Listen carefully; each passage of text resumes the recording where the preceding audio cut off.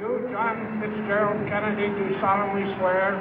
I, John Fitzgerald Kennedy, do solemnly swear. That you will faithfully execute the office of President of the United States. That I will faithfully execute the office of President of the United States. And will, to the best of your ability.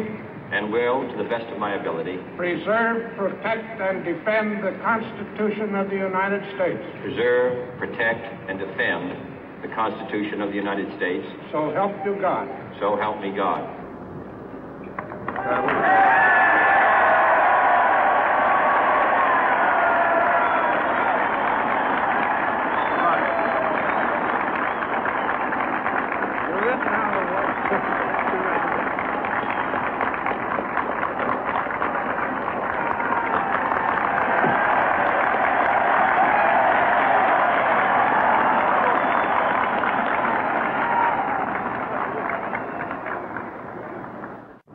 Vice President Johnson, Mr. Speaker, Mr. Chief Justice, President Eisenhower, Vice President Nixon, President Truman, Reverend clergy, fellow citizens.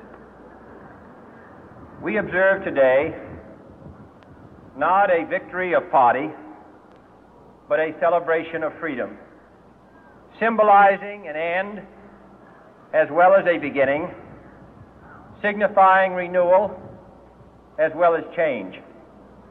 For I have sworn before you and Almighty God the same solemn oath our forebears prescribed nearly a century and 3/4 ago. The world is very different now, for man holds in his mortal hands the power to abolish all forms of human poverty and all forms of human life. And yet the same revolutionary beliefs for which our forebears fought are still at issue around the globe. The belief that the rights of man come not from the generosity of the state, but from the hand of God. We dare not forget today that we are the heirs of that first revolution.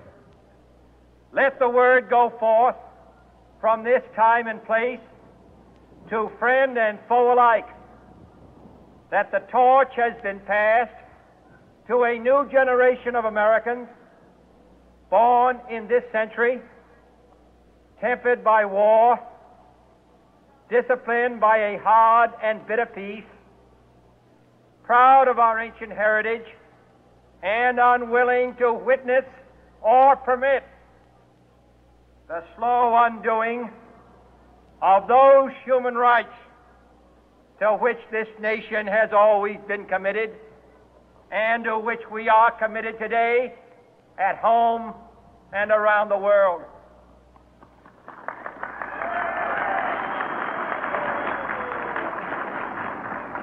Let every nation know, whether it wishes us well or ill, that we shall pay any price, bear any burden, meet any hardship, support any friend, oppose any foe to assure the survival and the success of liberty.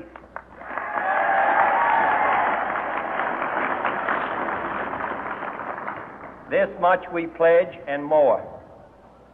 To those old allies whose cultural and spiritual origins we share, we pledge the loyalty of faithful friends.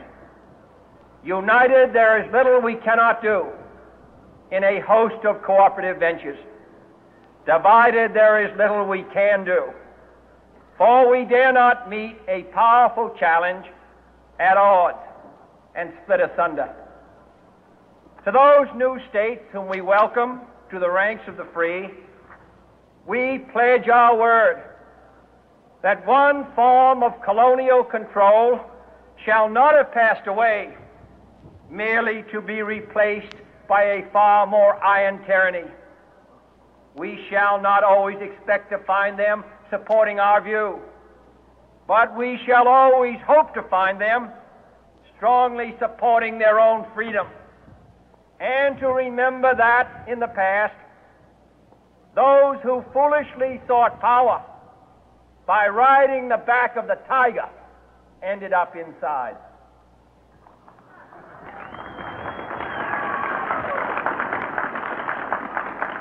To those people in the huts and villages of half the globe struggling to break the bonds of mass misery, we pledge our best efforts to help them help themselves for whatever period is required, not because the communists may be doing it, not because we seek their votes, but because it is right.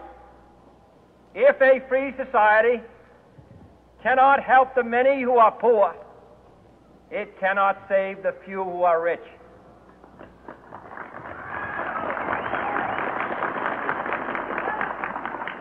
To our sister republics south of our border, we offer a special pledge to convert our good words into good deeds, in a new alliance for progress, to assist free men and free governments in casting off the chains of poverty. But this peaceful revolution of hope cannot become the prey of hostile powers.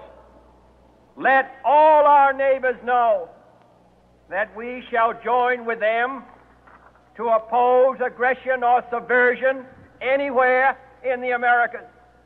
And let every other power know that this hemisphere intends to remain the master of its own house.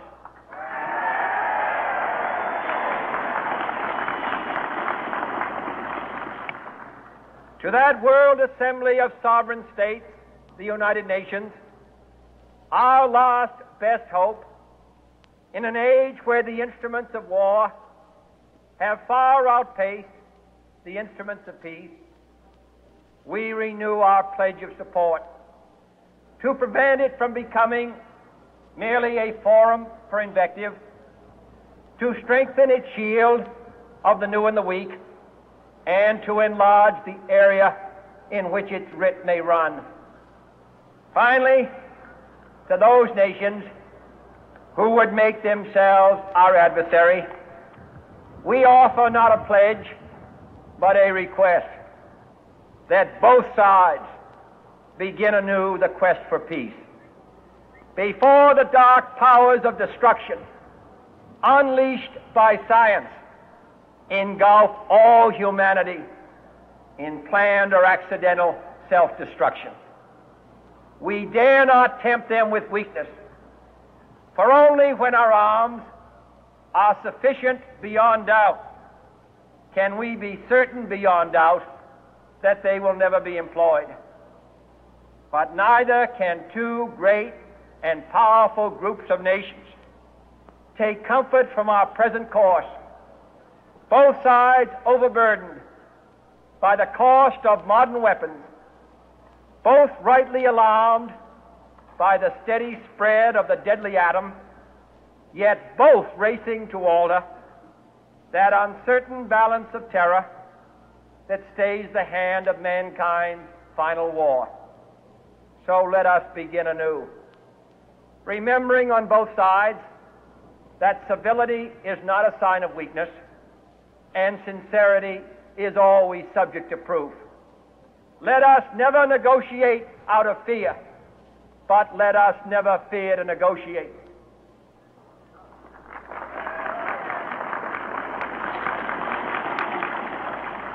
Let both sides explore what problems unite us, instead of belaboring those problems which divide us. Let both sides, for the first time, formulate serious and precise proposals for the inspection and control of arms, and bring the absolute power to destroy other nations under the absolute control of all nations.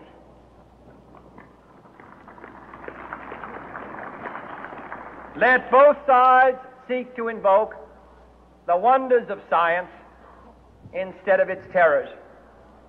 Together, let us explore the stars, conquer the deserts, eradicate disease, tap the ocean depth, and encourage the arts and commerce. Let both sides unite to heed